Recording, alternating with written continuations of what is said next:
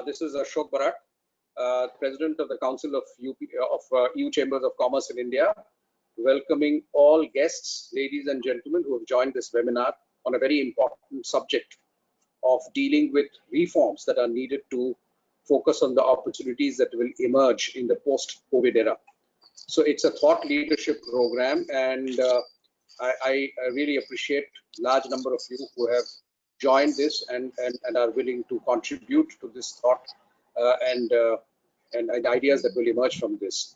Our intention is to collate these and pass it on to the appropriate people who would be taking this on as a part of the inputs that they constantly take from various members of society and particularly the business community. So thank you very much. Now I have the most pleasant and privileged task of welcoming and honoring our chief guest, Mr. Suresh Prabhu. There is a lot that I can say about him, and I am going to say, I'm not going to miss this opportunity. But having said that, I will always start with the one that I have the maximum weakness for, and which is that he is also a member of my alma mater, which is the Institute of Chartered Accountants of India. And we are quite a few of us here in numbers. So, for us, it's a very special privilege that you are here, sir. Mr. Prabhu is India's special emissary to the G7 summit. It's a very special task that has been, and responsibility that has been cast upon him by the Honorable Prime Minister, given the importance of this.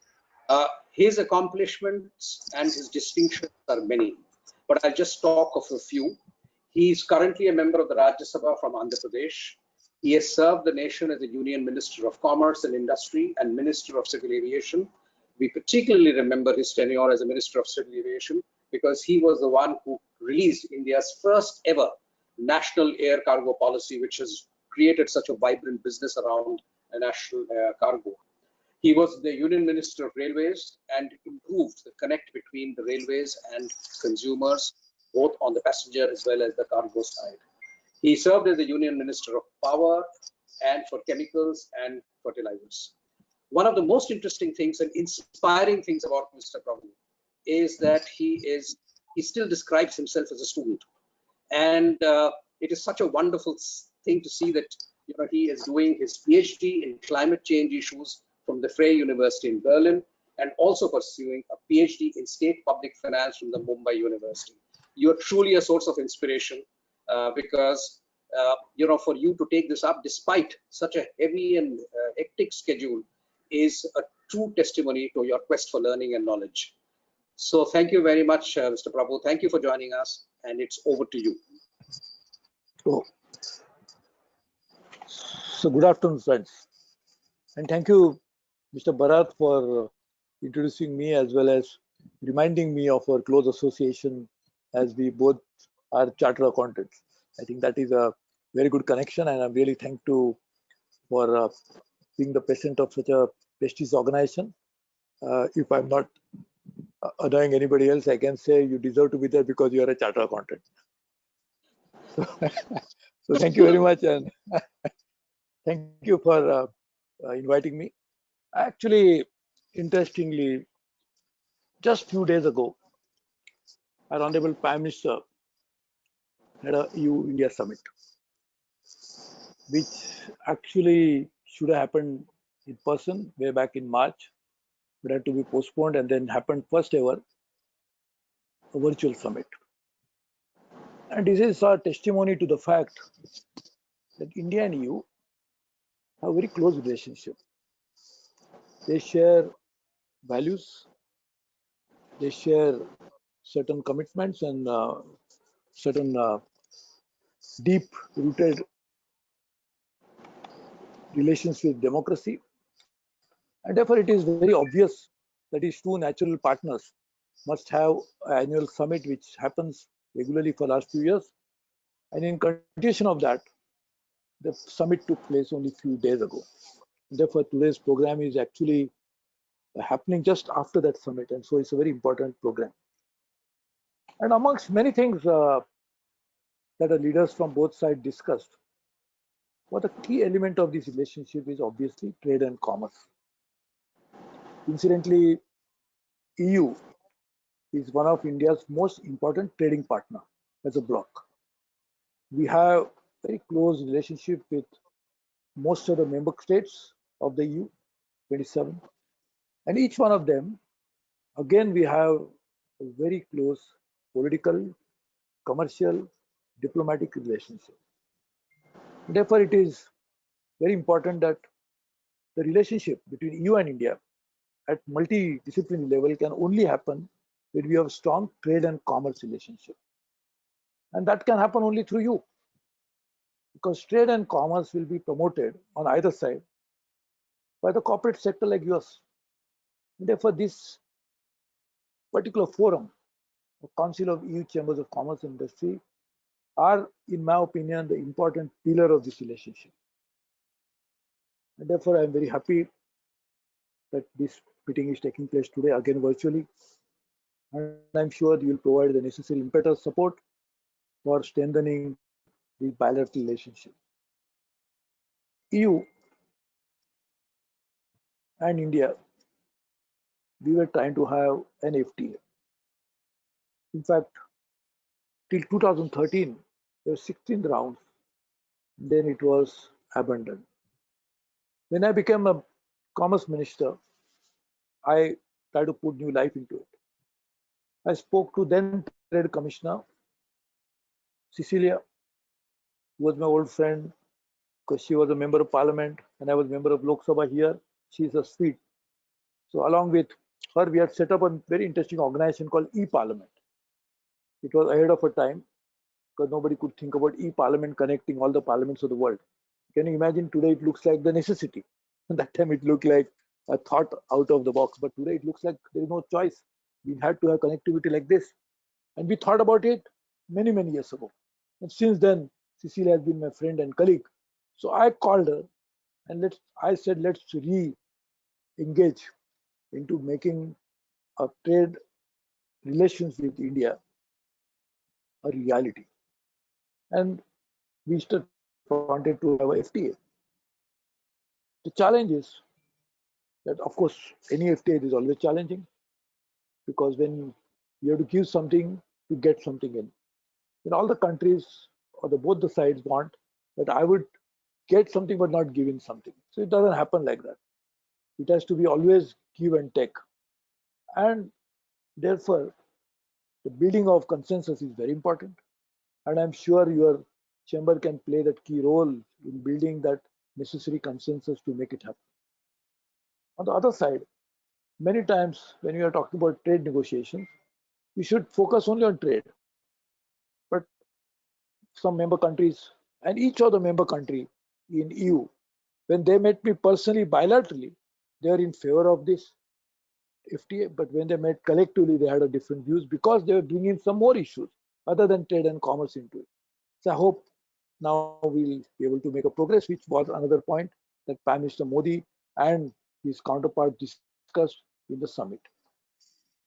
The other important issues that bind EU and India together is a commitment to climate change. EU very strongly believes in climate change like India, and there are some other countries who are not even verbally willing to support climate change related issues. But India and EU very strongly believe in it, and I feel that we have to address climate change and take it on its head and deal with it. Just imagine a catastrophe which is caused by Corona, COVID-19, has devastated the economies. And that is coming out of one particular virus from some animal to man. Just imagine climate change becomes more devastating than what it is today. Can we be able to cope with this? So economic costs are not bearable arising out of just small little virus. What happens if the climate change, which is such a huge and very complex issue, if we don't deal with it today, what will happen?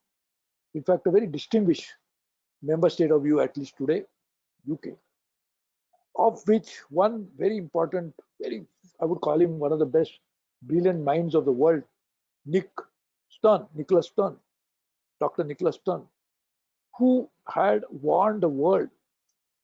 He made a very interesting report called Stern Report.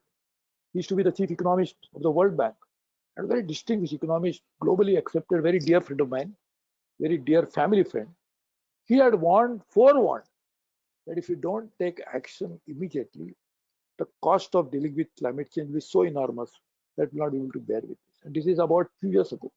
And today we have a reality of corona. And just imagine, therefore, if we don't deal with it, what will happen as a result of it. And therefore, EU and India share this common perception. I was Minister of Environment and Forest way back in 1998. I led Indian delegation and I have met with so many of my counterpart European ministers. They are all with me when I used to champion very strongly the cause of climate change, because I am one of the member states, an important member state of EU, Germany. I am doing my PhD there. So I have a very close association with EU in a different form. And therefore, on climate change, incidentally, my PhD. So I personally feel that we have to deal with climate change. Now, EU and India have to deal with climate change. But how do you deal with it? You have to involve business into it. All of you together can find workable market-based solutions to deal with climate change. And involving business into finding solution to climate change is very important. So again, I'm mentioning this because you represent the businesses, and therefore your Chamber of Commerce, the Council of EU Chambers of Commerce, can actually work on finding solution to this. Another important key element is the economic crisis that is engulfing the world today. One important element of that EU has some countries, 19 I think, which use euro as their currency. There's a common Eurozone country. So just imagine there is a Europe, and then there is a EU, 27, and then there is another block of Eurozone countries. And there are other countries which are aspiring to be members of the EU. So they are in the waiting list. And they will be admitted over a period of time. So just imagine a very interesting combination. One block we share the currency. Other one, we have a common market. The third one, we share the values but still not formally admitted as members.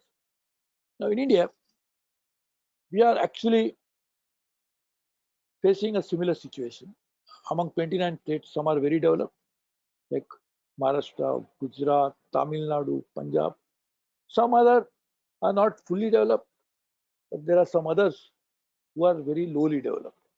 So how can we use the experience of EU into development of India, particularly not as a country as a whole that we have to use, but also how do you make these different states with a different levels of development, how can you actually make development reaching each one of them in the right manner? There should be incentives for the developed state to grow more, otherwise they'll not be, the country will be losing. At the same time, how do you make sure that the development reaches those states and that population of that state which is not fully developed yet? This is another very interesting priority India must have, and I'm sure the leaders like you can bring in a new key element into it. European Union has been working very aggressively on energy related issues. Of course, now Germany is trying to bring natural gas from Russia. Gas is a cleaner fuel than coal. Obviously, it will improve and reduce the greenhouse gas emission. But there is also thrust on renewable energy. Germany started years ago a concept of feed-in tariff that really helped in bringing a new regime into the world. In fact, very interestingly, the German was a member in the Bundestag in Germany. Mr. Scheer, Hermann Scheer, who was a great champion of renewable energy. I and him worked together. He unfortunately passed away.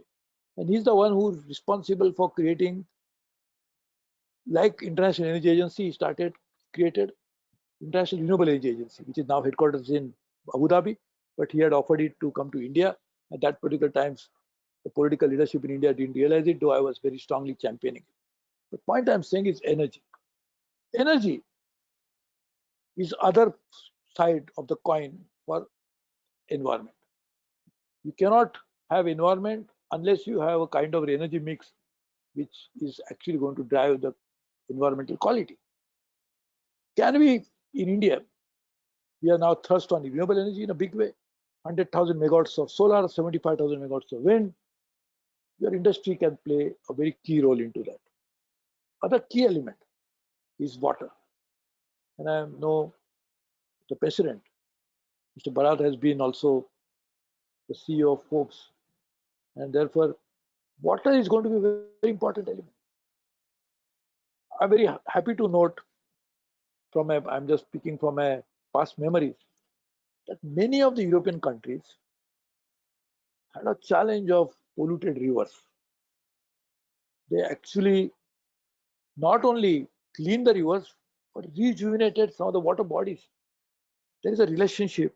Again, because of my past interest in water, I was handled water as a subject in Atal Bihari Vajpayee ministry among my 10 cabinet positions. Water was another one besides so many others. In water, the relationship between springs and the river is very important. You cannot have a river without a spring, which comes from different streams and then join the river.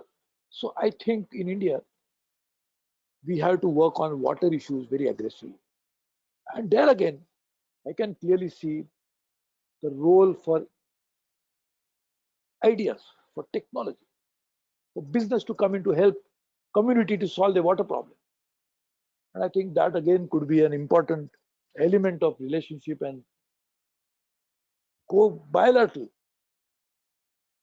partnership that can happen between EU and India to make this happen. Now, the big challenge which I was mentioning about economy as a whole is to kickstart the economy of the world, of EU and of India. In fact, now we have realized when Corona happened, we are realizing it more now that we are integrated. The world economies are interconnected. So if some part of the world is going to experience slowdown, it affects the rest of the world. The cascading effect are felt everywhere. In fact, I'm sure when Dr. Deepali Pant Joshi will speak about it, because she's an economist, so she'll speak better than me. So I don't want to get into her domain, and I respect her for her knowledge and experience. The point is, we are going to have a very integrated economies of the world. Therefore, unless each national economy grows, the world is not going to benefit. And for a national economy to grow, the world economy also has to grow. So it's a paradox. If EU start growing faster, the rest of the world will benefit. And if for EU to grow faster, even the rest of the world economy is also to grow faster. India's economy, which is now nearing $3 trillion, and if it grows more in the coming years, the demand that will be generated for global economies also will be here. So therefore, it will be benefiting everybody. So we have to work on both at the same time. How do you make India's economy grow, EU economy grows? But together, how do you make sure that the world economy grows? So we need some world thoughts, but we also need national ideas. In fact, we are trying to work on it in G20, and we are trying to find out how can we make the world economy grow faster. What are the bottlenecks? So we are actually addressing these issues. In fact, I've been having series of meetings in the last few days, and we'll continue to have for the next several weeks on the same issue. India has been invited for a G7 summit, which will happen in the US end of next month. And we'll also be addressing the same global challenges, including one of the major challenges will be economy. In the G7 as well as the G20, the summit which will take place in November.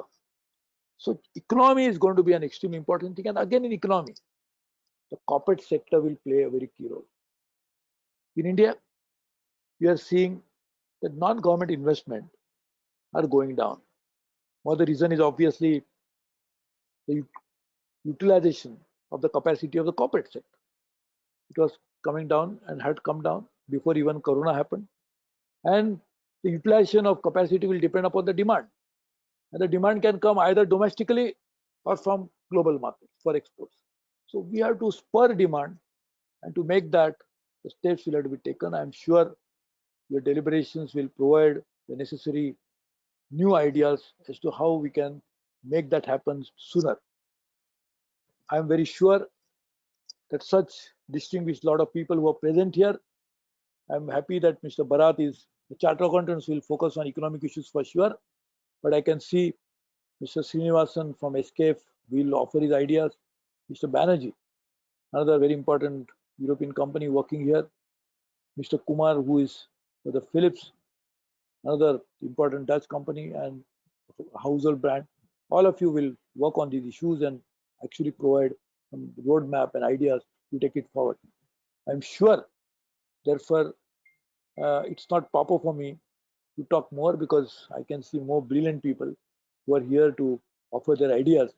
So rather than taking the time away from those idea generation, I would stop here and request you to please offer comprehensive, constructive, integrated solutions to kickstart the global economy and help India grow faster.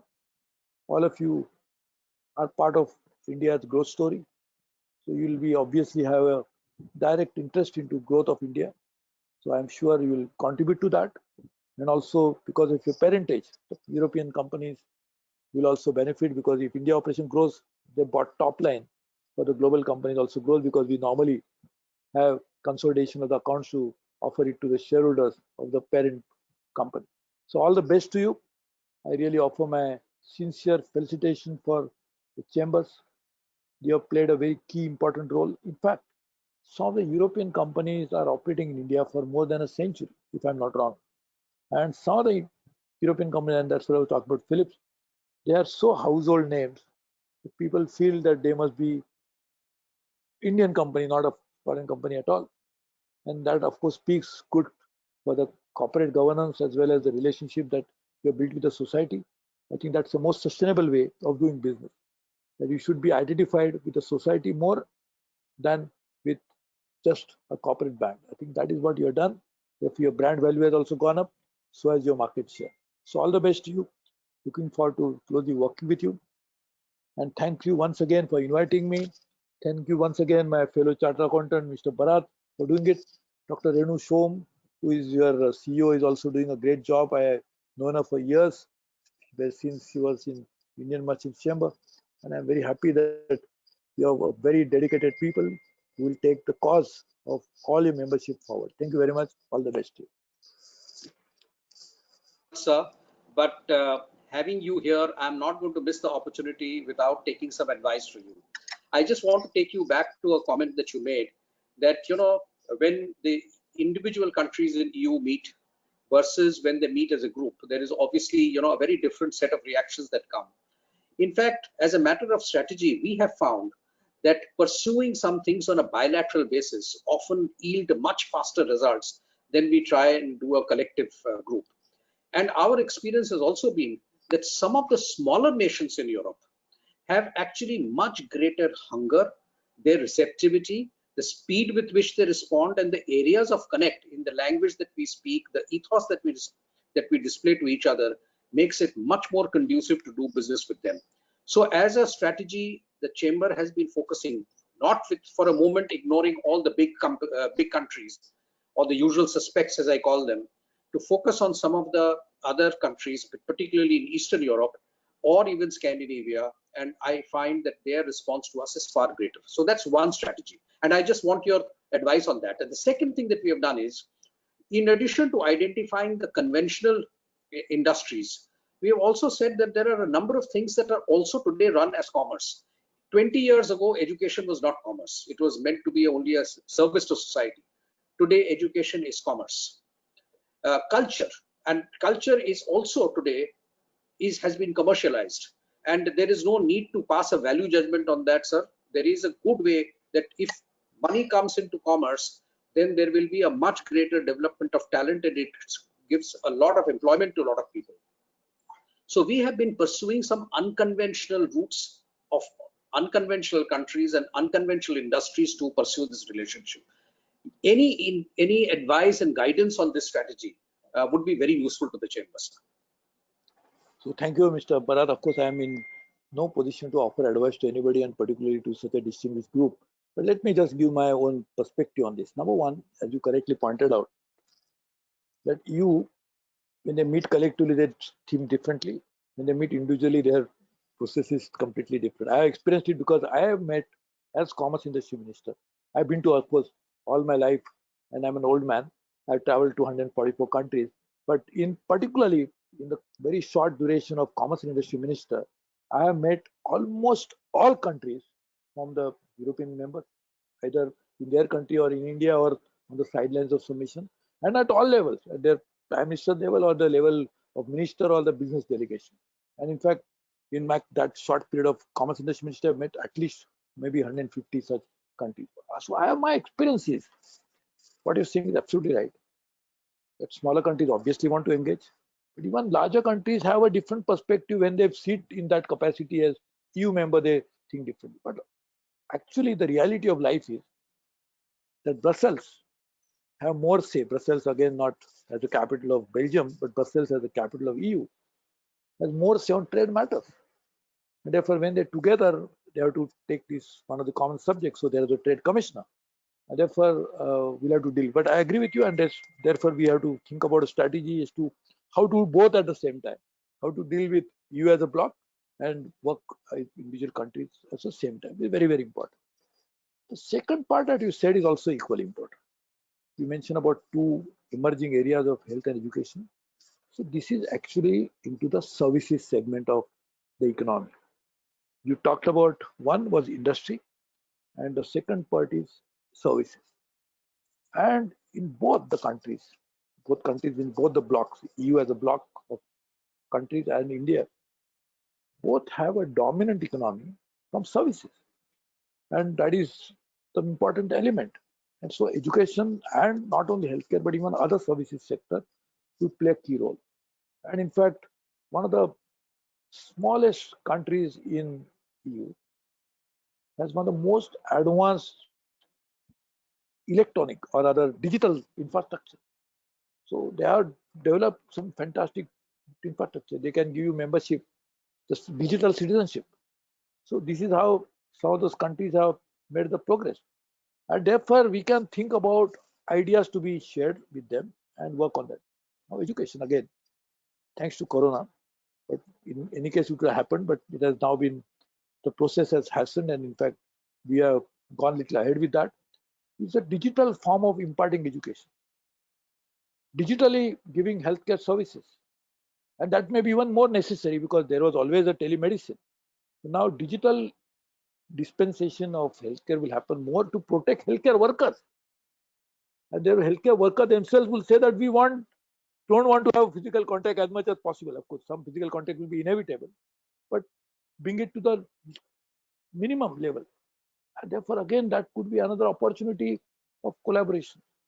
Therefore, I fully agree that there is a possibility of going beyond the traditional areas of engagement and have more extensive and elaborate collaboration with EU and India. And as I'll again repeat, I don't want to make a political statement, but EU's relationship with some of the traditional allies is also under strain. And you know what I mean. And in that context, EU also will be looking in the other direction, not necessarily only in one direction, and find out building new allies. India has been traditional ally, not the new one, but more involved and more comprehensive engagement will be possible. And I think we should try to explore it. And one of the best way to make it happen is through the business like you, the Chamber of Commerce, because you have a very unique position, which you don't realize. You are a European companies, but with Indian operations. You are all Indians, but with European ethos. So I think this is the best forum to make that happen because you know both the sides at the same time.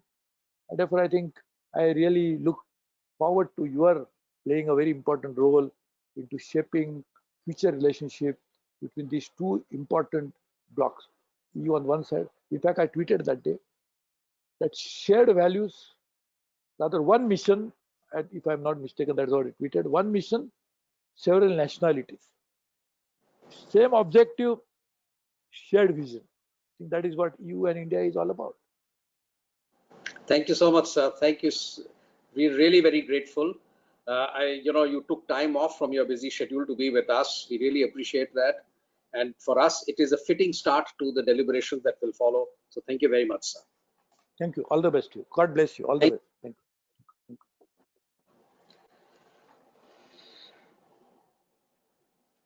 Okay. So now I have the pleasant task of introducing the panel and the panelists that are going to be doing this thought leadership program for webinar for the EU Chamber of Commerce in India. And it's on the sustained push to reforms with greater focus on implementation and execution to harness opportunities in post-COVID era.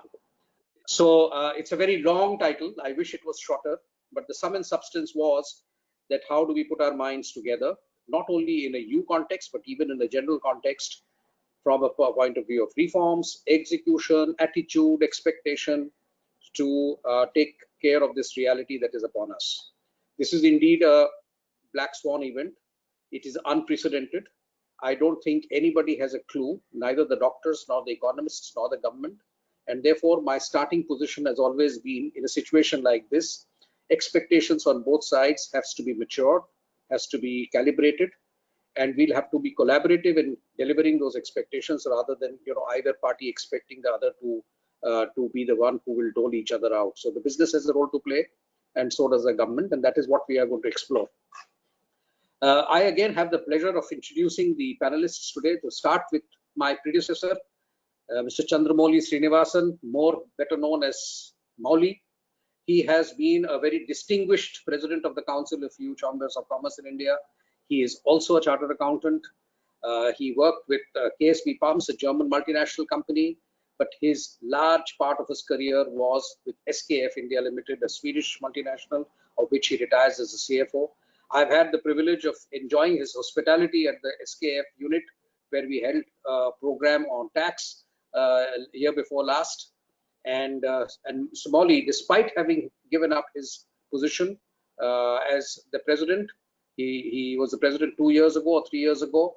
He has always been a very big supporter of the chairman. So Mauli, I can never be grateful enough for your help and your support. Thank you very much for being the moderator. Don't ask me difficult questions is the only thing that I would expect in return for the introduction that I've made. The second is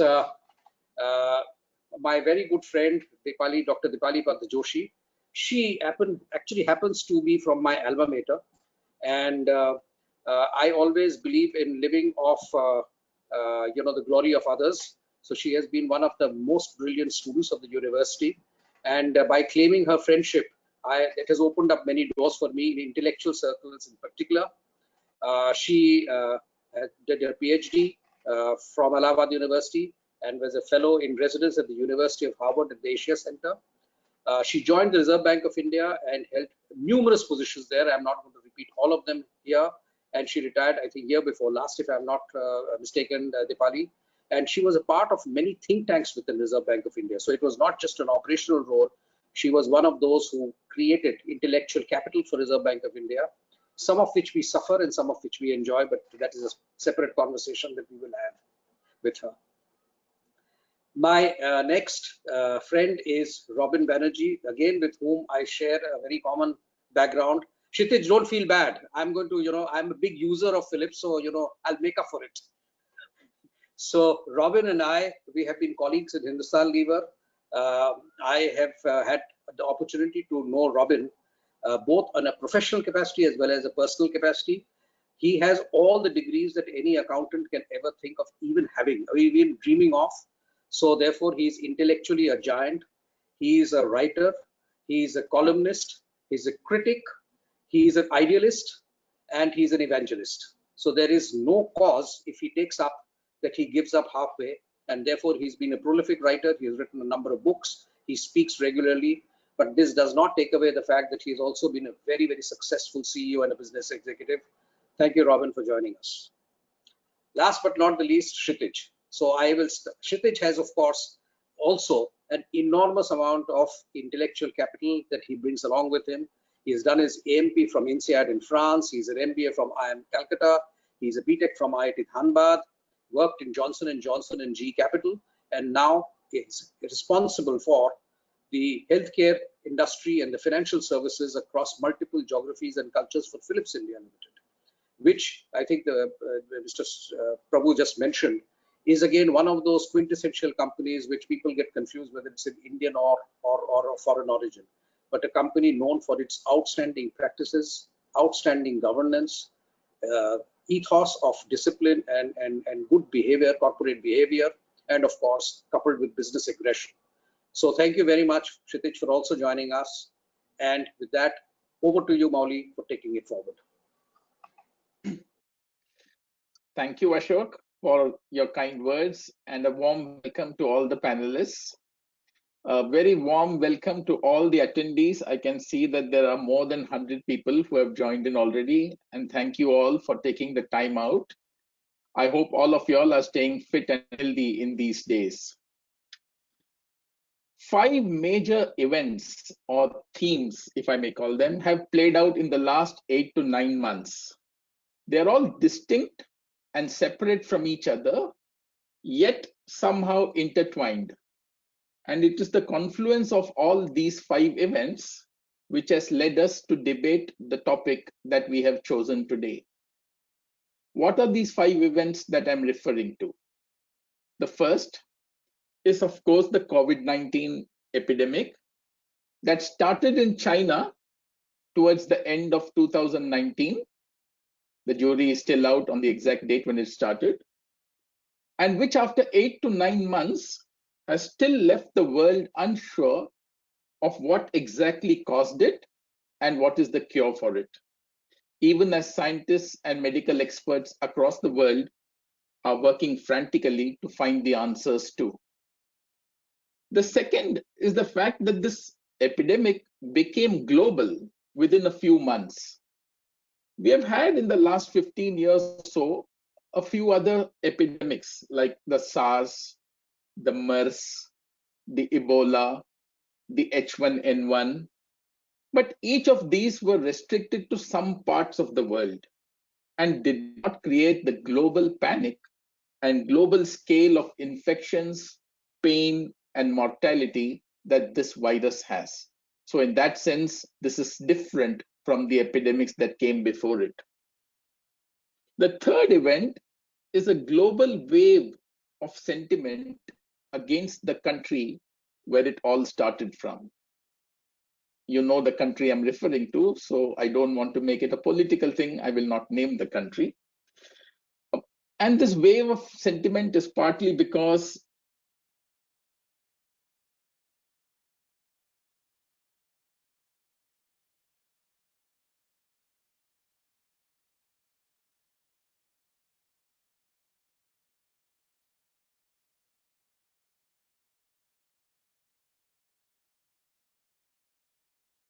I think we've lost you, Mauli.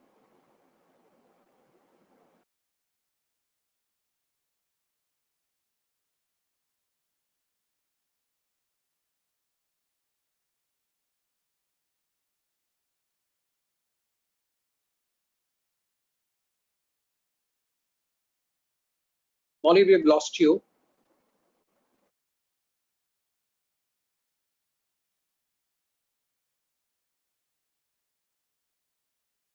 Can you hear me? Can you hear me now? Can you hear me? Yes, now we can hear you. Okay. So the third event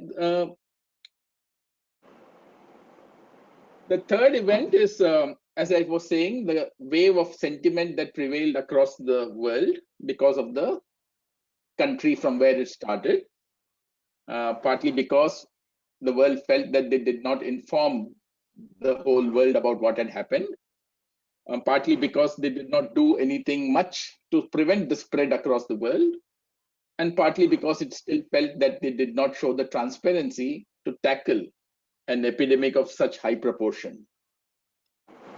This wave of sentiment unfortunately got fueled by a few other factors as well, slightly different for different countries. So a trade war that existed with one country for more than a year, and a show of military aggression and expansionism towards a host of neighboring countries, including India. And the fifth event is, in the backdrop of all this that happened, an impassioned call for India. This call itself has led to different people interpreting it differently as to what exactly it means, and evoking reactions from people that have been ranging from extremely positive to extremely negative and everything in between. So in the backdrop of all these five events, my first question is to Mr. Ashok Barat. Sir, the world is currently reeling under recessionary conditions of a scale that has not been seen for a very, very long time. Basically, we are witnessing a big contraction of demand, primarily.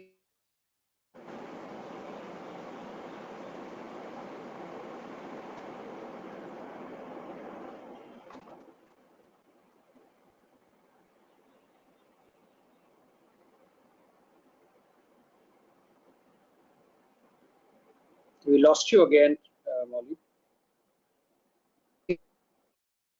Can you hear me now? Yeah, I can hear you. Yeah. Okay. Or Maybe are there any? if you switch off your video, maybe you'll get better Okay. bandwidth. I'll do that. I'll do that. Okay. Yeah. So my question is, once a cure for the virus is found, and hopefully soon, do you think We lost you again. that have seen a permanent erosion in their potential, or do you think that over the period of time, even those industries that today look to be down and out will come back? Thanks, Molly, for that question. Um, Time is a great healer. History has always shown that over a period of time, the worst of times have passed, just as good times have also disappeared. So I see no reason why over a period of time, industry and commerce and economy and the wealth that has got eroded will come back. But having said that, one of the things that will certainly happen is that many business models will change. So that is, I think, the more important thing that we will need to figure out. Industries which are very badly affected will probably need to change their model more than those who are not so badly affected. So that the first proposition that I would like to put on the table is even all those industries, irrespective of whether they're badly affected or moderately affected or not affected, this is a time for introspection because things are not going to be the same. The second, at least for the next 2 decades, human memory will always induct a sense of caution in those generations which have lived through this. It is not going to be a period where people will go back to normal from a mindset and attitude point of view very quickly. And therefore, you will find that the progress will sometimes be painstakingly slow, where human emotions to purchasing behavior or even social behavior would have changed. Item number 3, there would be some individual units which would have gone so down under that there will be a sea change in the landscape of the individual units that will survive this debacle. I think it is more to do with individual units, or the mortality will be more at the individual level than at the industry level. The industries will still morph into finding a model that is more appropriate, but individual units may not survive. That's my view. So your words are like sweet music, I'm sure, to the industries like civil aviation, which I think is one of the most badly hit industries, with almost no airplanes flying for the last at least 4 months. But I'm very happy to hear from you that industries which seem to be down and out today, by and large, and I agree with you there. Which brings me to my next question, which I would like to address to Chhitiz and Robin, and Chhitiz can go first. So while Mr. Barat mentioned that probably even those industries which today look to be down and out will probably come back,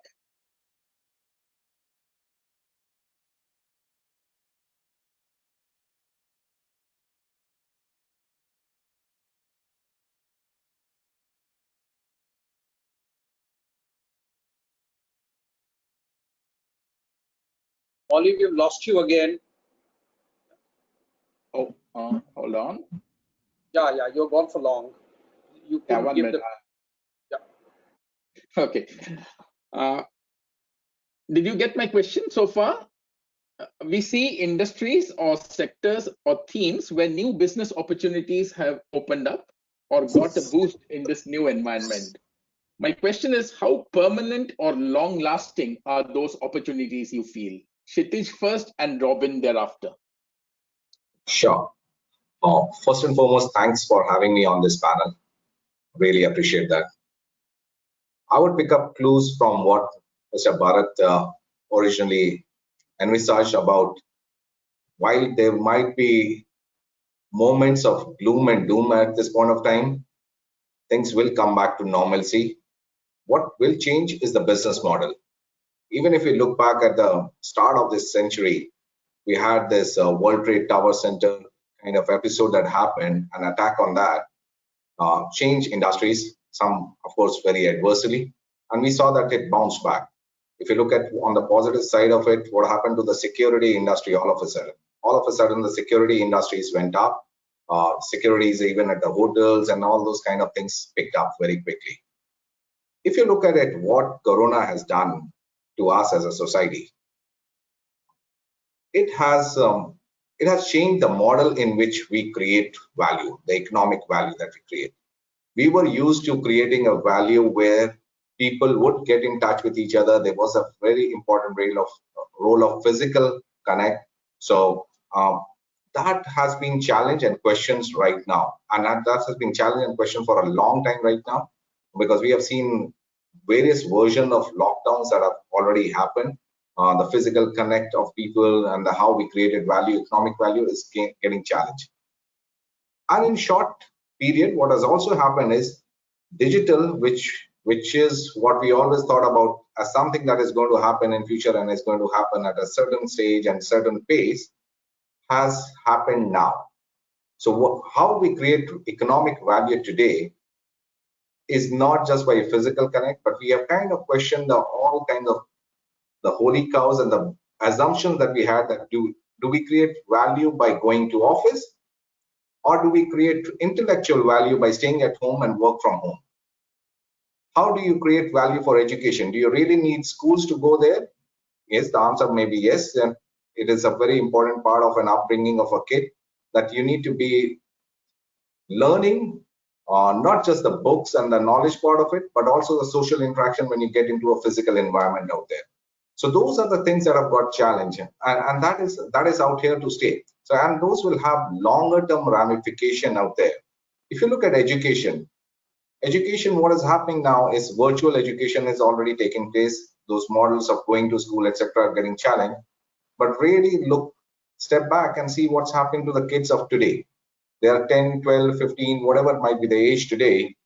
10, 15 years later, when they step into the work environment, their ability to be able to collaborate globally, network globally, would be very different from people like us who picked up social media maybe like 5, 7, 10 years back.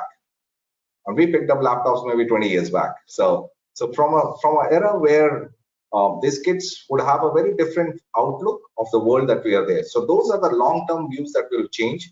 Where we believed a lot in the physical interaction and going and meeting people and shaking hands and looking into eyes of the people.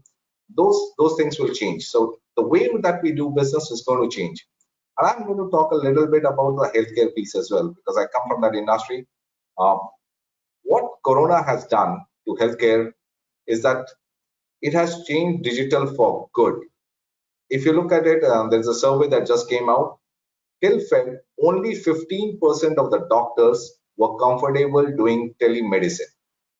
Today, just 4 months into into this kind of a situation. 90% plus doctors are comfortable doing telemedicine. What could not be done for decades has been done in these 4 months. The whole awareness level on health. Health was always an important subject, but people ignored it till they got ill. That has changed. The health insurance is going to change.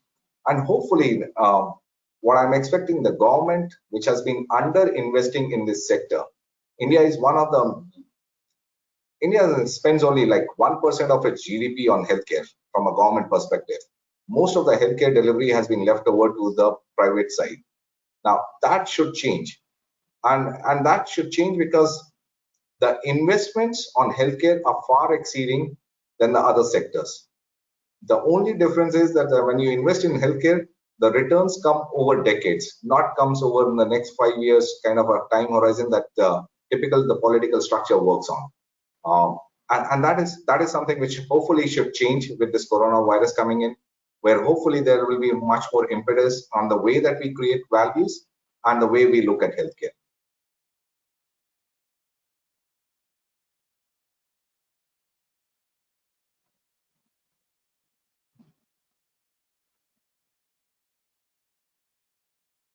Robin? Yeah, hi. Yes. Hi. Good evening to everyone. The answer to this question is, there is advantage of being a second speaker because whatever needed to be said has already been stated. So therefore, I would try to answer it a little different way. My take of this COVID is the world has undergone a tectonic change. A tectonic change essentially means where there was a mountain, now there is water, and where there was water, there is mountain. And therefore, if there is a tectonic change, I believe that there is also going to be a long-term implication of the way we do business, which has been already discussed. Having said that, every business has to now think for themselves, am I going to be relevant tomorrow? Am I going to be relevant after 1 year? Am I going to be relevant after 5 years and 10 years? These questions needs to be asked by a restaurant business. This question needs to be answered by the airlines business. This question needs to be answered by the holiday business. Now, all those, the tourism industry, they need to decide and they need to think themselves. And there's no one else who can think for them because they understand their business best. That will a customer behave the same way as they behaved 1 year back or 1 month back or 3 months back? Chances are that when they don't do these self-searching questions, they would figure out there will still be demand for transportation, but then the transportation perhaps will be different in an aircraft. Because as it stands today, while we are thinking a vaccination will arrive, but we still don't know how the vaccination, the shape and size is going to be. Yesterday, there was a lot of good news saying the vaccination has almost come from the Oxford and AstraZeneca, only to realize the vaccination works for 2 months in immunization of a person. So therefore, we are a long way away, and therefore the businesses needs to think through whether I'm going to be relevant or not. Having said that, I would mention 4 industries and sectors where I believe there is an immediate hope of doing a lot of business there. First, as Chhitiz has rightly said, health goes without saying. Health sector is not the winning sector. Whoever is in the health sector is making millions. But in this health sector, what are those areas where perhaps we can add more value? Some of the areas, one would be, let's say, this post-COVID, the world has moved towards immunity creation. Now, it's not a question of falling sick and buying a medicine, but we shouldn't fall sick at all. And therefore, we need to build our immunity. And India is very powerful in the Ayurvedic sector for building immunity. For instance, it is well known the turmeric powder or turmeric is one of the most potent immunity builder. Now, world does not know turmeric at all. If you go elsewhere, if you go to Europe, America, you wouldn't find turmeric powder, turmeric capsule, turmeric tablets. You will find in India, of course, but not over there. Just add little more. COVID starts with khansi, couscous. And just if you have tulsi, that couscous goes away. Again, an immunity builder. Drink warm water with tulsi. You are creating a protecting protection against that deadly disease amongst yourself. Another product which everyone knows is neem. Just imagine turmeric, neem, tulsi. Just example, and there are at least 20, 30 of them. If we can make this as a global power, just imagine. I'm not talking about medicine. I'm now talking not packaging of medicine, but I'm talking about going out of this medicine and bringing a business out in the health sector on the immunity creation itself. So one area where health, of course, I can give you a small little another example is in health and infrastructure. There is a huge opportunity. That opportunity, like in India, there is either hospitals, which is the top, or there are dispensaries, pharmacies. There's nothing in middle. Now, if I want to go to a recuperating center, a lady gives birth to a child. Now he or she needs to recuperate for 20 days or 30 days or 1 month. Abroad, there is this whole mid sector. It's a huge business where there is this recuperating center or health centers, which India doesn't have. Tomorrow, with this so-called COVID, we know we isolate ourselves for 14 days. Now, to my mind, there is a huge opportunity which is coming out in this infrastructure building, the recuperating sector itself. So that's one health. Second area where I believe it's a good opportunity is food. Now, we all know one particular country, and let's not beat around the bush, from where this virus has come. And therefore, it is definitely, every child knows it has come from China. Now, do you know that 50% of apple juice in US is packed and bottled in China? Now, if that is so, and if there is so-called trust deficit against that country, can India step into that? Think of India. Himachal Pradesh, Kashmir has the apple orchards of the world, and 70% is only getting collected, 30% goes wasted. Can we do something towards it? Make something different and get into the shoes of Chinese supplier? We can. Food is a big opportunity, and food, you can also get into food and immunity builder, of course, no question about it. So health, food. The third, already we have talked about today, is education. Well, many education institutions are in shambles today because their business models were different. But tomorrow, when you want to do an important course, you don't have to fly to Harvard anymore. You don't have to go to London to fly and get to a London Business School certification. All sitting at your home you are going to do. Who is going to provide? Why can't India, who speaks English, we have digitization, we have knowledge of web, we perhaps have good internet connections, at least much better than many parts of the world, can we become the next hub of education of the world? I'll give you an example. Tomorrow, if you want to do a course on artificial intelligence, I'm telling you, you wouldn't find anything. If you want to do a course on cryptocurrency, you wouldn't actually find anything which is worthwhile. Can India step into these several interesting sectors of tomorrow where businesses are required, but yet that education isn't there, and you don't need to fly anywhere else? India should be the hub of education in the future, which I believe we can. And the fourth, the last one, where is a huge opportunity, is consultancy. Now, here consultancy, I don't mean you be consultant for accounting or auditing or finance or technology. I want India to become a 360 degrees consultancy provider. Businessmen need solution, and now there are hundreds and thousands of businesses are going to go bust. Many will become insolvent. It's a fact. But every businessman would like to get back again on their feet. So can a group of people, which perhaps we can give the businessman the solution of a 360 degree, which is purchasing, sales, financing, HR, IT, law, because a businessman is everything. It's all this together put into some little slots, and then you proceed together in a situation when we don't know what is there for tomorrow. We also, the consultant should be able to think on behalf of the entrepreneur, what is in there for tomorrow? Most people cannot think tomorrow. That's a problem. Many of us cannot see tomorrow. So in short, while there is a tectonic change, people must understand what is true, good for me tomorrow from the consumer point of view. But clearly, I think 4 sectors are coming as winner, which is health, food, education, and 360 degrees consultancy. That's my take on this question. Thank you very much, Rob. Who are listening in on this webinar would have found new ideas to develop new business models. As both Chhitiz and Robin said, It's not just industries, but the way of doing business within the industry will also change a lot. My next question is to Ashok and Robin. You know, when the news of the virus first broke out,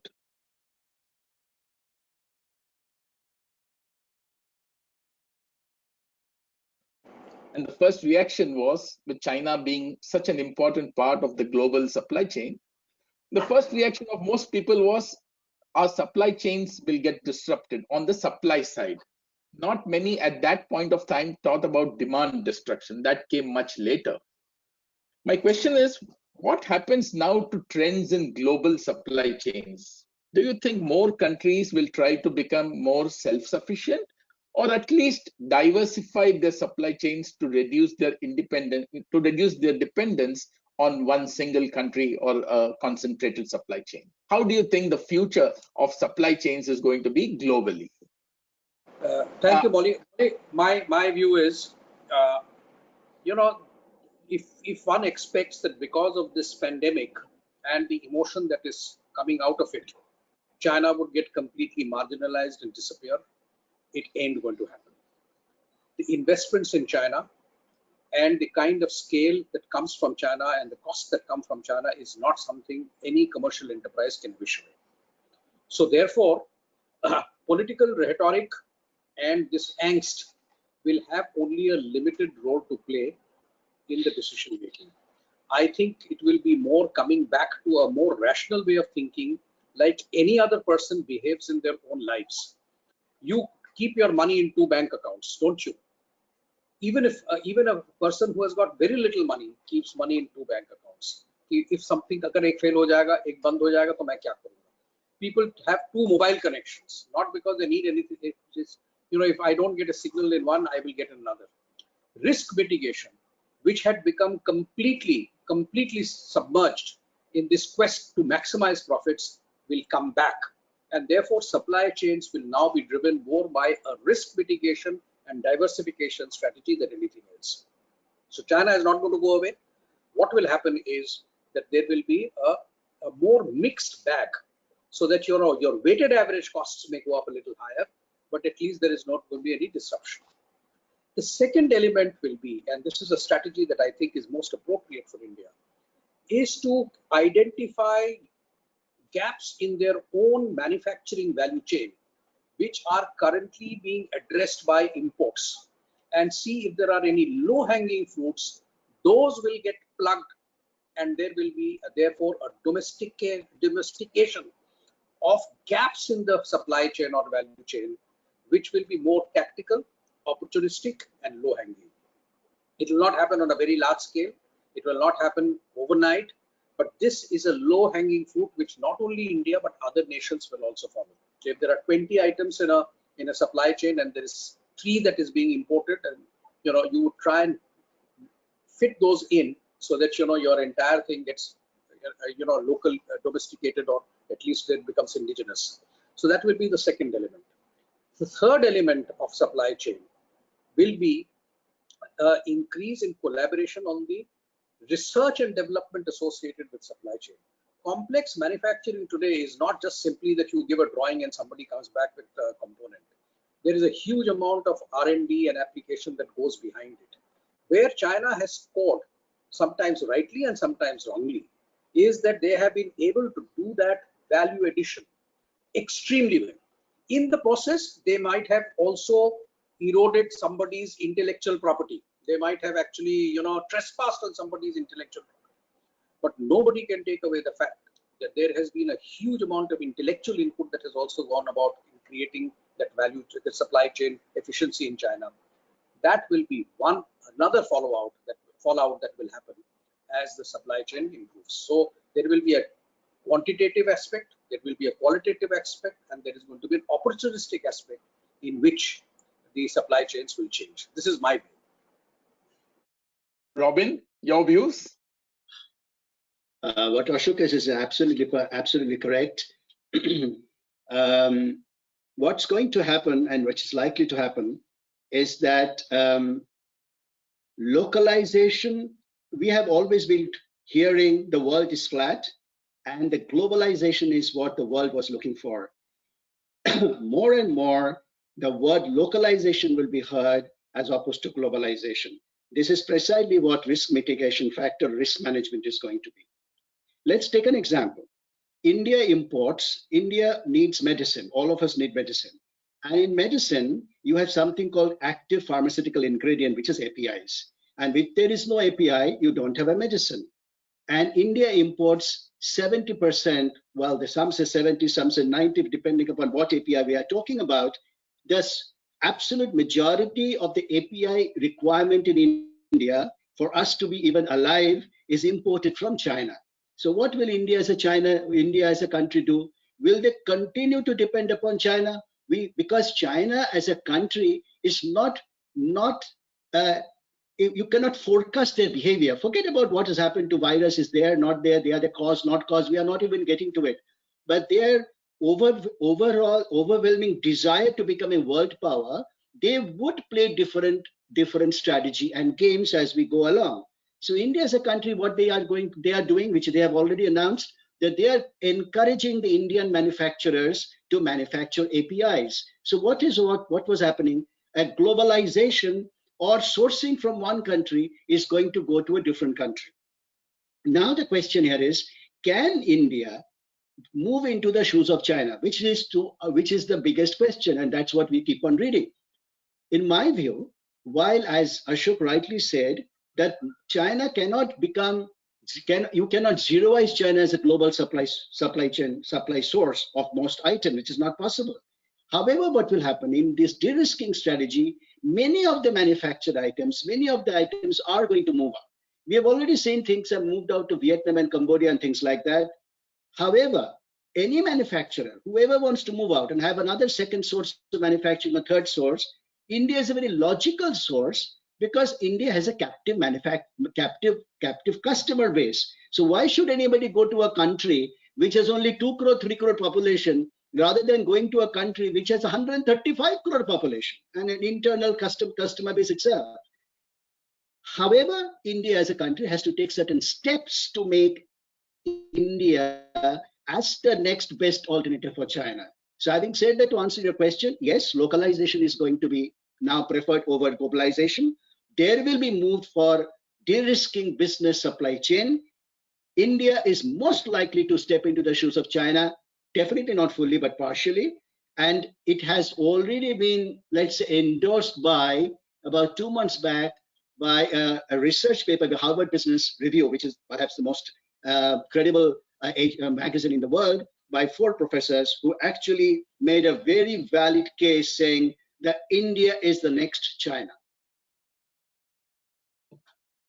Thank you very much, Robin and Ashok, for your comments.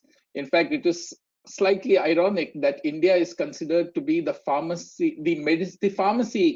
pharmaceutical supplier to the world, and yet for APIs we are so dependent on China. And I think that's what the world is going to move slightly differently. All countries, not just India, I think will try to diversify the risk and not be over dependent on any one country. And hopefully India will get quite a bit of share in that global market or in the global supply chain that China today occupies. To be a bit honest, China has the advantage of having started 1980. So they have a head start ahead of us. And obviously that head start means that they have built up so much economies of scale that they are able to have prices at a very competitive level. And India will need to get there, but I think the move has started. Which brings me to my question to Deepali. Dr. Deepali, I've made you wait for a long time.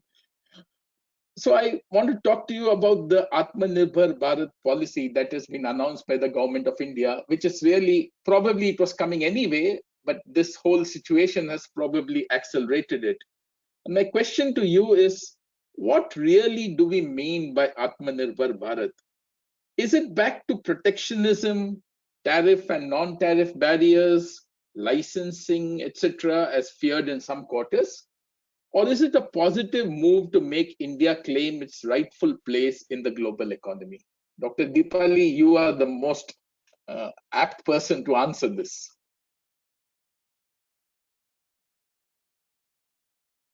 You may have to unmute.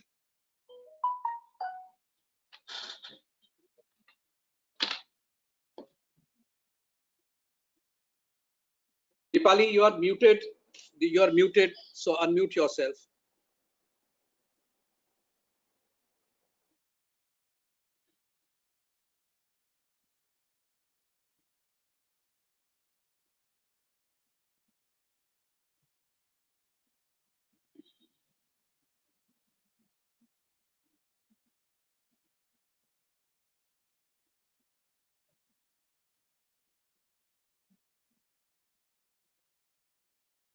We can't hear you. Hello, okay. Yeah. Now we can. Now we can. Can you hear? Okay, Ashok, I just want to say that there isn't much to Atmanirbhar if you divide it between that which was already budgeted expenditure and that which is fresh expenditure. It's a question of 95/5, the 5 being the fresh expenditure. Without going there, I will quickly come to what I have to say. What I really need to tell you is that I want to talk about the banking sector, which is following, rightly so, a supply leading approach. Okay. But there's a delivery challenge for the Atmanirbhar program vis-a-vis the banking sector, on which seems to be the pivot on which it's resting. So much more has to be done to improve the efficiency with which financial resources are allocated to finance the higher levels of investment which are necessary for sustained economic growth and poverty reduction.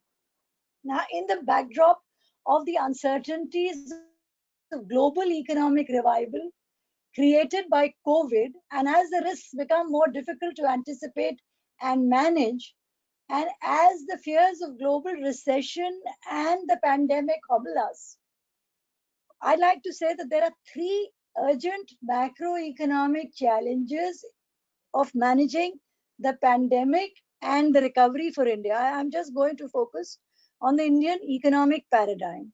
So first, you have to manage the growth inflation dynamic.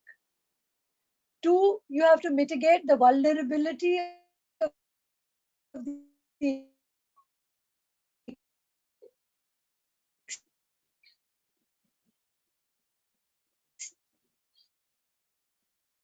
Your video, you will get better bandwidth. Switch off your video.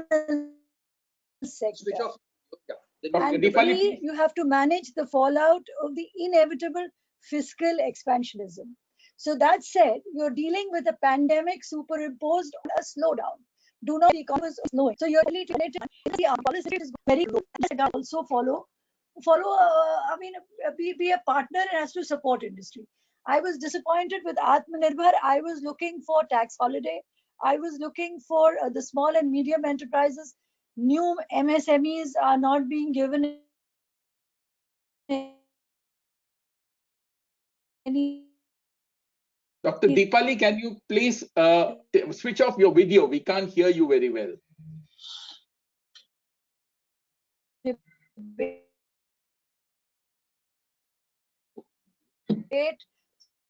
Dr. Deepali, we cannot hear you very well. Can you switch off your video? So I was essentially looking for some way in which they could avoid retrenchment, so that, something to tide them over the wage. I wanted direct economic push, because even, yeah, just have basically you can't afford to be fortress India. You also have to accept that the push now is going to be towards increasing nationalism in countries, and it's going to be a push for digitization. The crisis has highlighted a lot which is wrong with the economy, with the country. It has highlighted the need for infrastructure growth. It has shown you a mirror, and there is a public health challenge. You also need to build social safety nets for the poor. You have to maintain macroeconomic stability, and it has highlighted the need for urgent action to cushion the recovery from the pandemic's health and economic consequences. You have to protect your vulnerable populations. At least I never want to see these images of migrants, with their loss of lives and livelihoods and no social safety net in place. So what Jerome Powell has recently said that no one has the luxury of choosing their challenges. Fate and history provide them for us. We entered this crisis on a solid economic foundation. We need to build a bridge to a position of regained economic strength on the other side. I think that puts it in a nutshell. But in India, at least the recovery and the economic rebound must set the stage for a lasting economic growth trajectory, which promises growth with equity. And only the realization of that promise will make India a truly great nation. So that's all I have to tell you, boys and girls, because I have to now rush. As I said, I am as hobbled as the economy at the moment because I have to go see a doctor. I fractured my arm.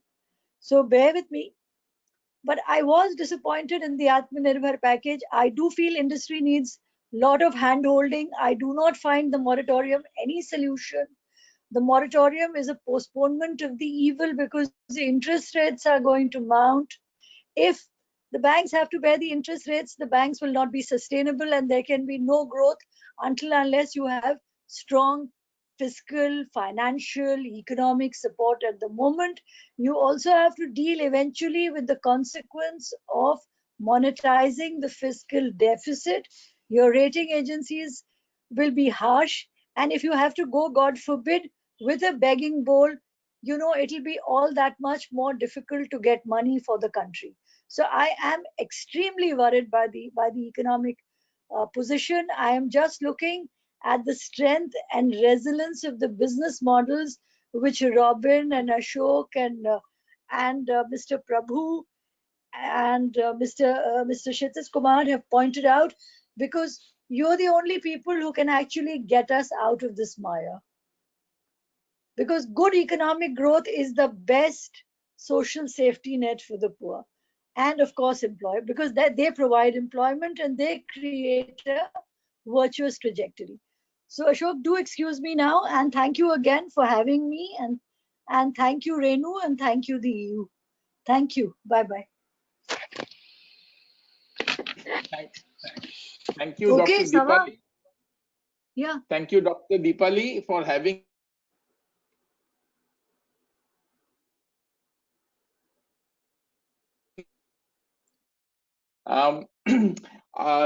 we heard her views on the fact that the economic stimulus package itself wasn't very exciting, and I think that was the views of most of the people who have followed the economy. However, my question then to Robin, on the Atmanirbhar policy itself, which is more about not the immediate fallout of the crisis, but about making maybe India more self-reliant in the slightly medium to long term. What is your reading of the Atmanirbhar policy? In the past also, many such policies have been announced by the government, but they haven't really succeeded. Will it be different this time? If so, why will it be different? Robin, you first. Yes, I hope it will be different, because to my mind, it's a question of survival. If this time the country is not different, we shall not survive. It's like Israel survives and flourishes because they know that if they don't do something differently, they will be crushed all over. So their situation is no different. However, I would like to see the glass, it's a difference between seeing the glass half full or half empty. And I see this particular place as glass half full, because this 20 lakh crore or 21 lakh crore economic policy, which is to my mind the harbinger of the Atmanirbhar policy, is being criticized, saying that it is only 3 lakh crore cash which ultimately will be given, and the balance 18 lakh crore is all hawa. That's not true. If you look at in details as to what this 18 lakh crore is all about, you will find that they are trying to create supply. And therefore, in economics, it is very difficult to say that should you, in a pandemic like this, should you work on demand or should you work on supply? And there is no one economic policy. The world has never seen a pandemic like this. So there is no answer to what is the right way to get an economy out of it. And we are also a poor country. And being a poor country, we can't keep pumping in money. The moment we do that, in any case, without doing much, our country is getting, as you know, by the rating agencies, downgraded. And the more we get downgraded, and if we become an non-investable country, the cost of finance and everything goes up, and we will be complaining like anybody else. But I personally feel that this Atmanirbhar is nothing else but I told you a little earlier that the world is looking for localization as opposed to globalization. And this is nothing else but that localization. Having said that, if you look at this 18 lakh crore, which is not that 3 lakh crore, I'm not talking about the 21 lakh crore, because 3 lakh crore is funding given to the MSME sector to live themselves for the 6 months or so. There are a lot of goodies there, lots of goodies. I'll take you only one goodie because time being short. The government has decided to spend 1 lakh crore on agriculture infrastructure. Now you can see, and this agriculture infrastructure, if you look at, they have got down in details as to what all things they are going to invest in. And agriculture infrastructure is what the country should invest in. And if you go a little lower and lower and deeper, you will find the government has also kept aside money, 500 crore for bee cultivation, bee for honey. Now, just imagine they have also looked at that India can be a good honey manufacturing or honey producing country. For that, we need an infrastructure. And therefore, there is this 500 crore which has been invested in or going to be invested in. We, the private sector, must now engage ourselves with the government, which is the central government in this particular case, as to see that how we can take advantage of the focus which the government is trying to give in this so-called infrastructure, agriculture infrastructure delivery, and can we have a PPP model or can we have only a private sector model itself? There is another one, which is a very good goodie. As you know, the government in this has opened up the mining sector, has opened up the mineral sector. They also tried to invest in nuclear technology. And nuclear technology, they're not thinking of sending the rocket to the moon. What they're trying to do is very clearly written, is that they are trying to elongate the life of food. For instance, if you know that earlier when the milk used to come, you had to consume the milk the same day unless you warmed up. Today, the homogenized milk can be stored for 1 month. Just imagine, can I store an apple for 6 months? Can I keep a banana for 1 year? Can I keep the potatoes for next 2 years? This is the structure. This is the investment the government is going to do. So we can of course complain and we can of course criticize everything what we have. But can we, the country, participate in this investment or in this so-called behavioral change which the government is trying to bring into onto us, and the possible opportunities which the government is going to give? Surely the Atmanirbhar is not a short-term mechanism. They could have done. They could have given every month 5,000 rupees each for the next 6 months. But what would happen? The government will become broke because money doesn't come from the air. And if that happens, something else has to suffer. However, what they do, they try to build a supply chain management, which perhaps will be built on 6 months to 1 year, so that the supply chain willy-nilly enhances employment, employment means demand, and demand we can get into supply. The economists, of course, are divided in what is the best is supply or demand. But I personally feel, having running a business to my mind, that the approach the government has taken is very, very good. And perhaps this should have been done 20 years before, 10 years before. Why did we have to wait for a COVID to hit us? But the fact of the matter is, at least they have woken up now. That's my view. Chhitiz, your comments? Yeah. So I think I look at it more from what we have been doing, and that's a very valid one. As corporates, what are the actions that we can do to make it happen? And I'll pick up clues from what Robin left it at. I'll talk about a little bit about what Philips has been doing. And Philips has been in this country. It's a pre-independence company, 1930 onwards. We have been here, and we have been doing quite a bit of interesting things in India. And as Mr. Prabhu also mentioned, that it looks like Philips is more Indian than a Dutch company, which is actually quite true. Including our global CFO is actually an Indian as well. So as a company, I think we need to stay committed to the country, and which is what we are doing. We just announced in midst of COVID that we are going for a major expansion in our Pune facilities. Pune is a manufacturing hub. It is one of the 6 manufacturing sites for us globally. And strategically, Philips has decided to invest more in India, and we stay committed on that growth trajectory. We are actually adding up 1,000 more people in next 2 to 3 years and expanding that whole piece that we are putting out there. So I think slowly but surely we are moving towards getting more in Atmanirbhar, if you were to call it that way. And I think the corporates are still finding India pretty attractive, looking at the democracy, looking at the market size, demography, whatever you call it, the institutional, English talent, etc., which is there. But when they come here, they should also realize that they have to invest in India from a longer term perspective. Because if India has very attractive market size, but it's quite fragmented and quite complex. So unless you stay here and your ability to really customize it in India, which is where I think quite a few multinationals kind of fail out there, is unless you, be it McDonald's, unless you got your aloo tikki burger, or be it Benz, unless you got Bharat Benz localized for India, you do not really make money in this country, and you do not really, and that is what is the momentum that we have to build it up.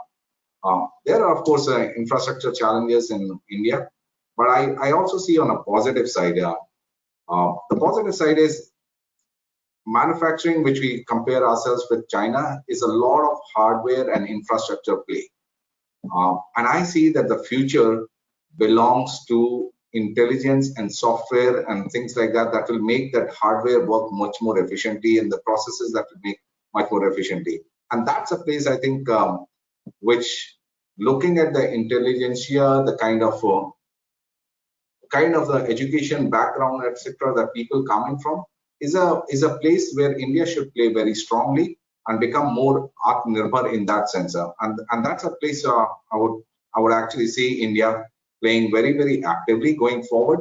We have done it in the past in software industry. We have been in the back office for a lot of countries and corporates of the world. We can continue in that path and really build up on the strengths that we have, rather than just trying to be copying what China has been doing in the past. That's the way I would look at it. Thank you, Robin. Thank you, Chhitiz. Yeah, in a way, we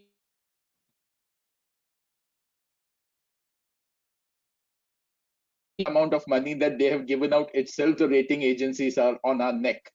So on the other hand, we cannot just dole out money and still continue to be investment grade for the world. So I think the government has done what it can do, and I'm sure it has still more ammunition that it is keeping for a day again. I mean, we have heard the finance minister tell that right now we don't even know the scale of the problem. How do we start to fund it? The pandemic is still going on. The cure hasn't been found. People are still suffering today. So if you give money now, maybe at this point of time, they don't even know how much money has to be given to which industry. So probably they're keeping that ammunition for another day. Also, this whole comparison with China, there are people who are divided on Atmanirbhar as a policy to say that, we can never live without China. We cannot catch up with China. It's a pipe dream. We cannot manage the cost structure that China has got. But, we got to start somewhere. As I said, China started in 1980, and the world helped them by making China the manufacturing workshop of the world. I think we have to start somewhere. We can keep on crying, but I think unless we start, and we have this advantage that we have this huge domestic demand, and we can build on that demand to create our economies of scale and then add on the global demand as well. So I think we need to be positive, as Robin says, grab this opportunity that has come with both hands, an opportunity that has been enhanced by the fact that today there is, for whatever reason, so much sentiment against China. So we got to use that opportunity that we have got. I think if we miss this opportunity, we will miss it forever. So rather than ask what the nation has done for us, I think it is time for every citizen to step up and say, what can we do for the nation? I think we need to meet the government halfway through, private industry, people, everybody. And I think this time the government seems committed to make this work. Reforms like opening up of the commercial mining, the much needed agricultural marketing reforms that haven't happened for so many years, that now empowers the farmers to sell wherever he gets the best money from. Private sector entry is now allowed in all sectors, including strategic sectors. Again, something that was not done earlier. Limiting public sector to only strategic sectors over a period of time. Encouraging domestic manufacturing in defense, railways, coexistence of private and public sectors in railways and defense. Having said all that, we know that there are challenges for attracting global capital into India. We have a legal system that still takes too long to provide justice. We have taxation laws that still people consider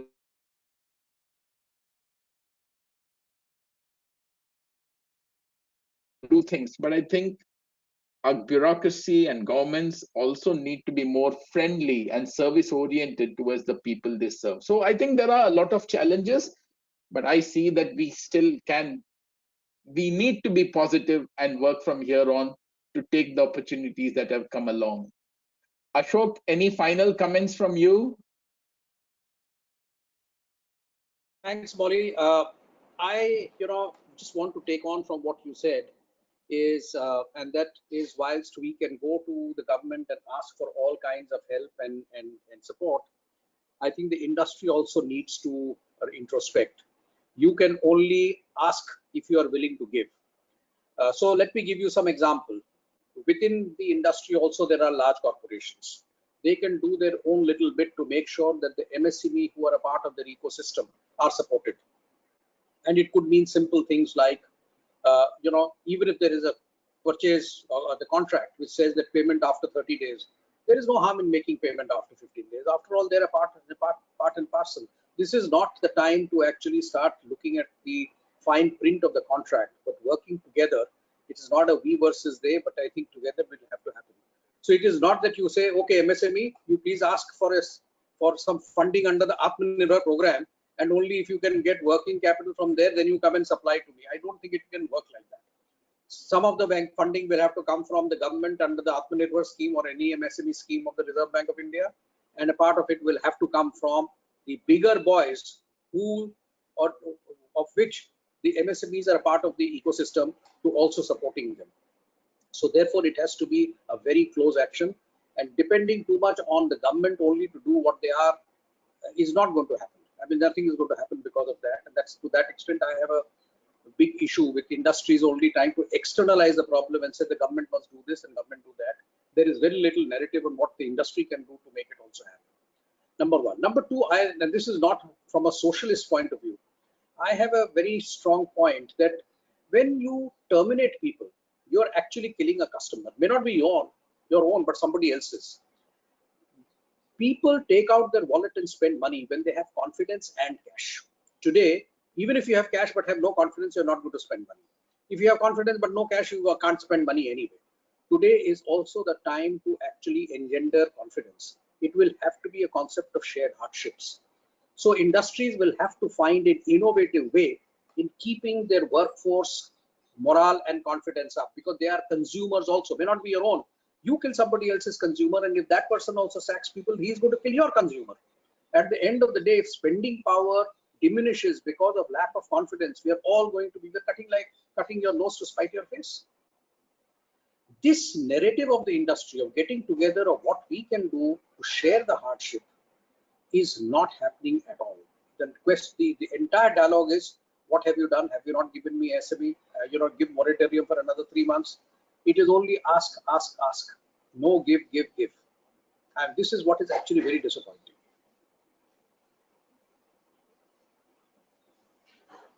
Thank you, Ashok. I guess there are some industries that might also feel that we have suffered so badly, like say the tourism industry, the hospitality industry, the hotels, the cinema halls, the malls, that probably feel that for no reason of ours, we've been asked to shut down completely. So we would need some help from them. And people do look to the Western countries to see that there a lot of benefits have been given by governments. But of course, we are not comparing like to like. I mean, the Western countries are richer. India has to agree and admit that we are not a very rich country. Therefore, there are limitations to what the government can do. I would just like to take a few questions that have come from the audience. And this question can be answered by anybody who wishes to answer. The question is, sir, compared to pre-COVID-19 situation, what difference do you feel would be seen in the automotive industry post-COVID-19? Would somebody like to take that?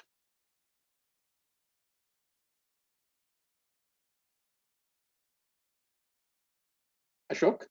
Yeah, so, automotive industry, I think there is going to be a very different complexion that will emerge in the automotive industry is my view. First and foremost, I think, life is a zero-sum game. So there are bound to be some things that are unpredictable happening, which is on the positive side. The growth in the demand for personal vehicles is going to increase. Social distancing will have that fallout, and you can already see the index of second-hand vehicle prices have gone up. So, people are already investing in a vehicle because they would want to travel to work by themselves. So, whilst the earlier narrative was that, public transport should be popularized, this is going to have a completely different kind of an impact. So, personal vehicles, particularly the smaller kind of vehicles, two-wheelers, etc., I think will show a very quick revival. They are going to be actually the first to revive, and not the mid-size passenger cars or sedans, nor will the commercial vehicles, the large commercial vehicles or heavy commercial vehicles is also going to be an area of concern. Because what is going to happen with the growth of e-commerce, the last mile delivery will become very important. And the last mile delivery will, give a fillip to the LCV segment, the van segment, the station wagon segment, that kind of a segment. So within the automotive industry, it may not come back to the old times immediately, but there will be a sea change in the kind of vehicles that will be in demand. That's my guess. Thank you, Ashok. But as some speakers said before, we really don't know 6 months from now, 12 months from now, we might say all this was a bad dream and we might go back to living as usual. One really has to wait and see. But yes, I agree that probably in the very short run, personal mobility will benefit from the COVID situation. The next question is says, if every country thinks of localization, how will business survive? Then there will be no export or import. Are we all not going back again to 10 decades? Anybody? Robin? Yeah, I can. Sure. Okay. Chhitiz might want to answer because Chhitiz is Philips. Yeah. Go ahead, please. No, Chhitiz, go ahead. Go ahead. Yeah. So the way I see it is the following way. And this is life is kind of a little bit of a pendulum in that sense that we spoke about globalization and everybody kind of doing the best that they can do and kind of a free trade, all those things that happen out there. And there are pluses and minuses to it. Okay. And as we evolve, a little bit of the political structure as well is evolving, especially in US. It all started off by America first, right? So we said like America first and then rest of the world. I think that's a very interesting one that we spoke about it. We spoke about also about the EU, the way they reacted. If you recall the EU as a group, and I know I'm speaking on the EU forum right now, the response from the rest of the EU members when the COVID was limited to Italy and Spain was very different versus when it actually spread out. And then EU kind of got its act together out there. So is there a challenge that will come in? Yes, it will be a challenge one that will come in because the political structure in each of these countries would have a very kind of a different response.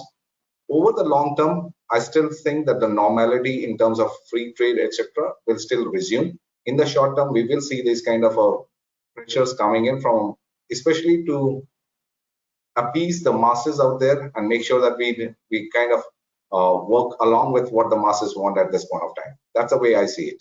Sorry, Robin, over to you as well.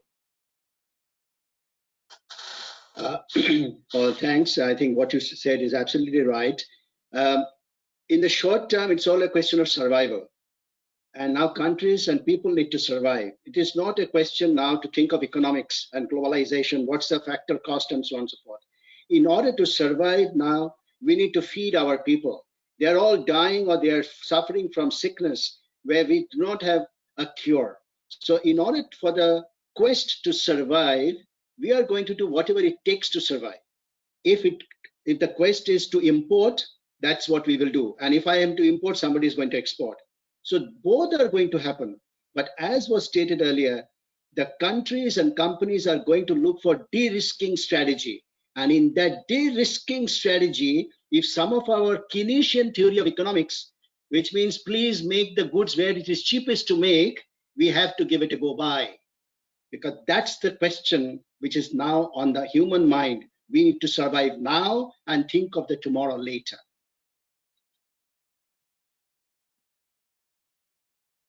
Thank you, Molly? Robin. Thank you, Chhitiz. Yeah, thank you, Robin. Thank you, Chhitiz.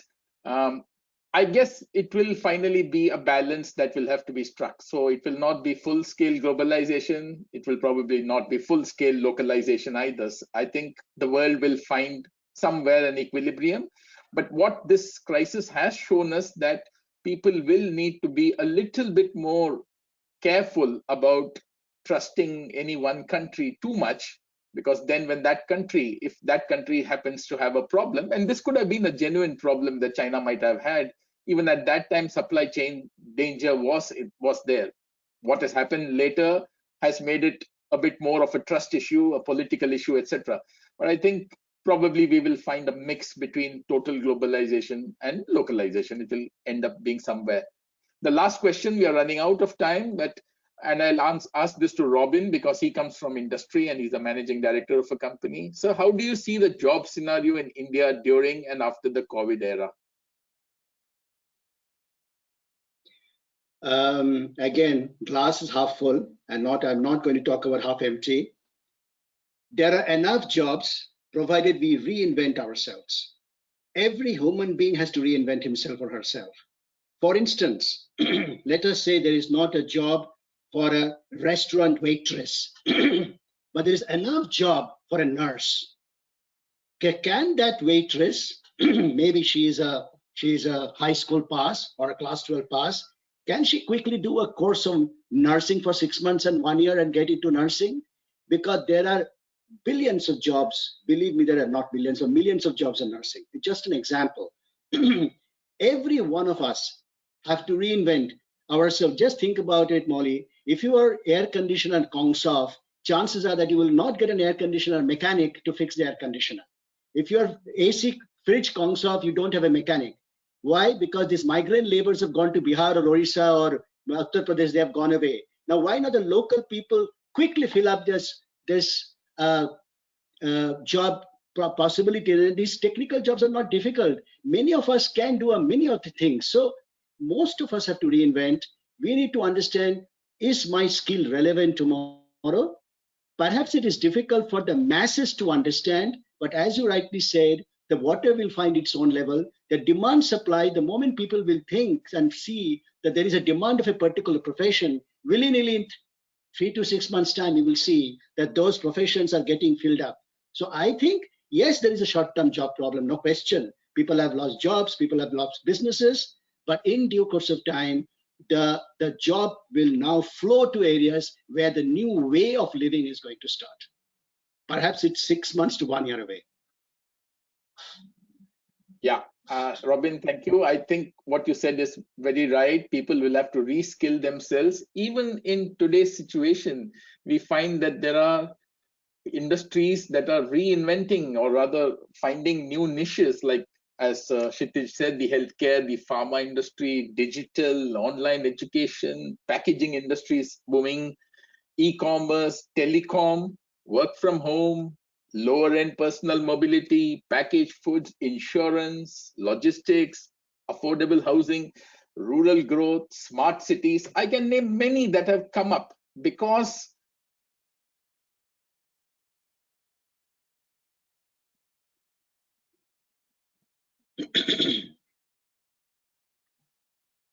brings us to the end of this panel discussion.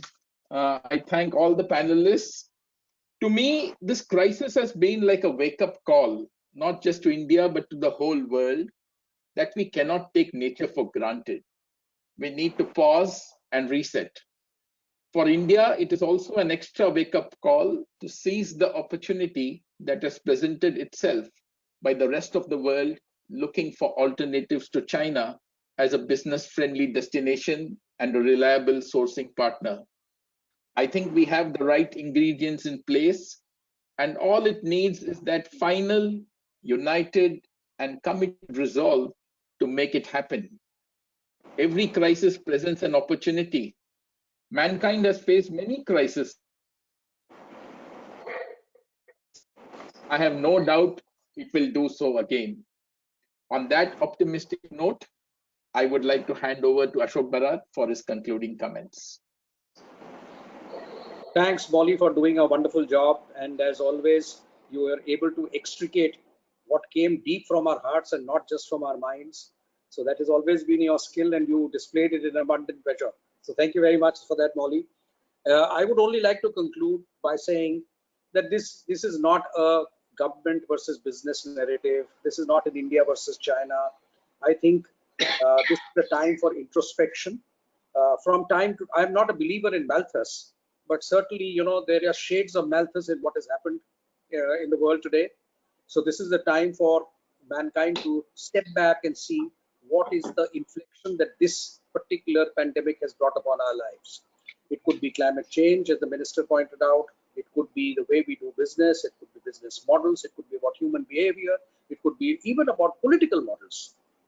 Even political models may need to undergo a metamorphosis. Social behavior will undergo a metamorphosis. Urban planning will undergo a metamorphosis.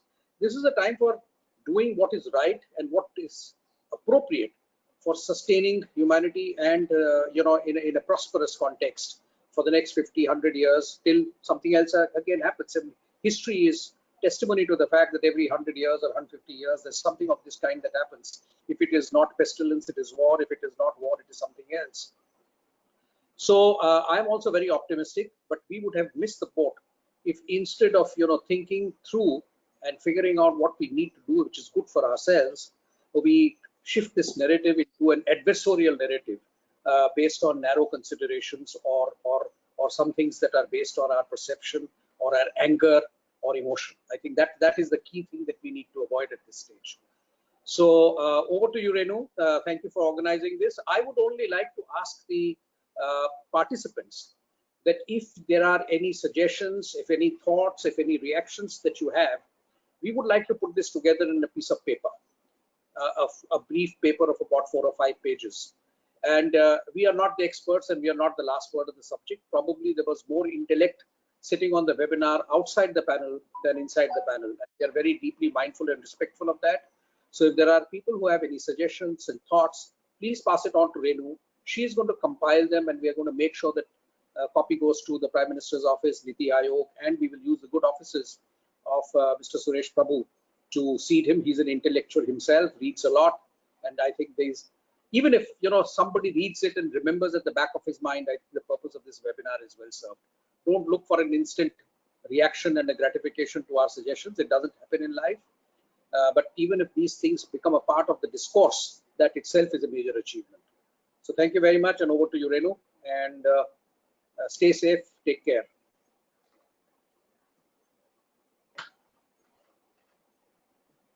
You are you're muted. Renu, you're muted. You are muted.